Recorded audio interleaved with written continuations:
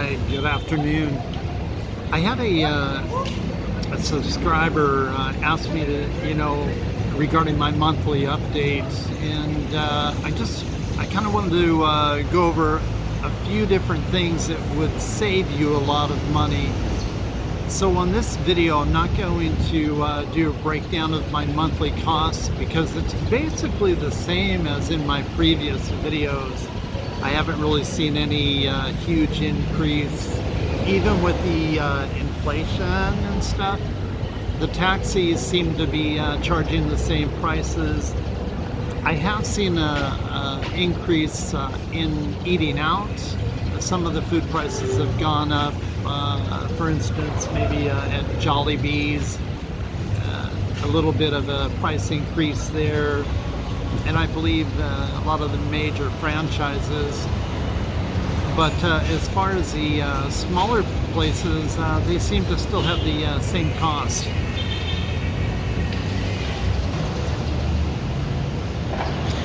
So I've had, a lot of people are, when they decide to move to the Philippines, actually the person that had contacted me, they're interested in moving to Cebu.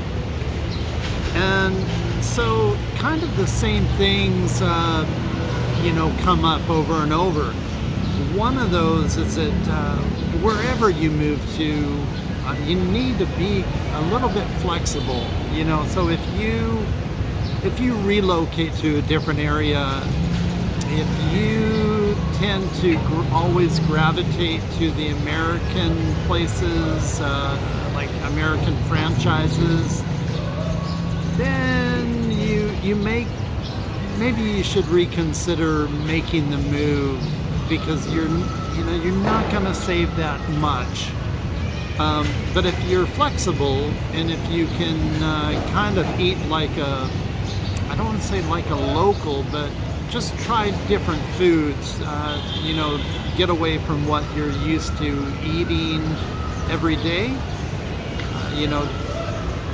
avoid going to Burger King, McDonald's, these other places all the time. You'll save a lot of money. One of the things that, so I'm going to just talk about different things that will save you money. One of those is here, for instance, the public transportation is really good. So I can take a taxi from the condo that I'm staying at to the mall here, and that taxi cost me about $1.85. So it's usually about 80 pesos, and that's probably I'm going to say a 10 to 15 minute drive. So it's good to me. It's a real bargain, because in California, $1.85 goes really fast, almost as it costs more than that to open the car door. Anyway, the other alternative to that is they have these little white buses, and those buses, if you want to take one of those to the mall, for instance, it may take you a little bit longer because they're stopping on the way, but that bus trip is only about 50 cents. So it's a great savings. And by not having to purchase a car here, you're saving on the expense of the car, you're saving on gas, you're saving on insurance. So that's one major way to save a lot of money is just take the public transportation, and you'll save a lot. Another thing that is really helpful is when you choose a place to live, whether it be a condo or whatever it is, find something that has a convenience store close by to you, so that you're able to just walk down to the store and get whatever you need at that moment without even taking a taxi, or a bus or anything.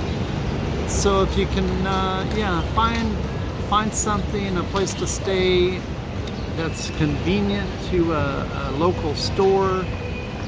It's, for me, it's really good if there's a coffee shop nearby also, because I always go get a coffee in the morning. And the other thing too regarding coffees, if you're out at a mall, a lot of times if you go to Starbucks, for instance, the price can be quite a bit higher than the price may be if you were to go to the local coffee shop. So yeah, there's kind of a big difference, and I find that the local coffee shops a lot of times will have better coffee. They'll have better coffee, and usually the service is really, really good. So that's another little way to save some money there. Another way to save money is when you buy your fruits and vegetables, if you go to a local market, you'll save a lot. And usually the fruits and vegetables are quite a bit fresher, it's my opinion anyway, than the local supermarkets have. So that's another good way to save money. Those vegetables may be as low as half the cost that you'll pay in the local supermarket. So that's another a little savings tip. Yeah, shop at the local markets and you'll save a lot.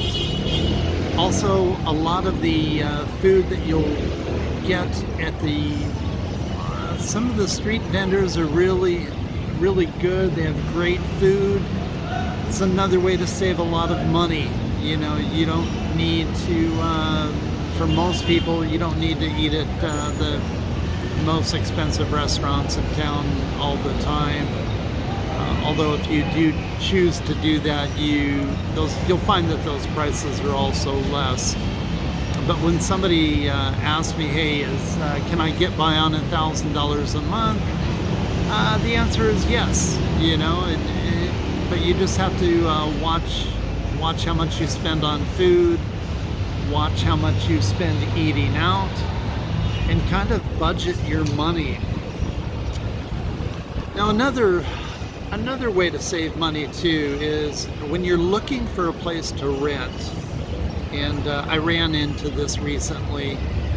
So there were five places, 5 units in one building that were available to rent, and those prices ranged anywhere from $2,200 for a studio,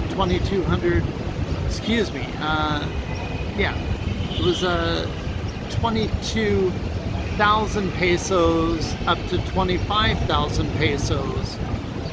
And so I was able to negotiate a price down to 16,000 pesos on a unit, actually on 2 units, but I chose one. So anyway, yeah, don't be afraid to negotiate a lower price. Half the time the people will say, oh no, we're not dropping. But if you're at the building and you can see that there's a lot of vacant units, then to me it would be foolish to not negotiate a lower price. Why pay more than you need to? So by paying 16,000 instead of 20,000 or 25,000, it's a tremendous savings. So basically I pay about just under $300 a month for the rent, depending on the money conversion. So that's another great way to save money. Don't be afraid to negotiate on your rent. Another thing I just wanted to touch on really quickly is, anything related to service in the Philippines is a great bargain. You can get a massage in Cebu here, you can get a massage for as low as 200 baht. Excuse me, 200 pesos, which works out to about $3.70. You know, it's good to always, you know, leave a tip and stuff, but yeah, so you're at $3.70 for a 1-hour massage. In California, that same massage would run you about $45, plus they're expecting usually about a $20 tip. You know, so it's just a tremendous savings. It's something, you know, take advantage of some of these things.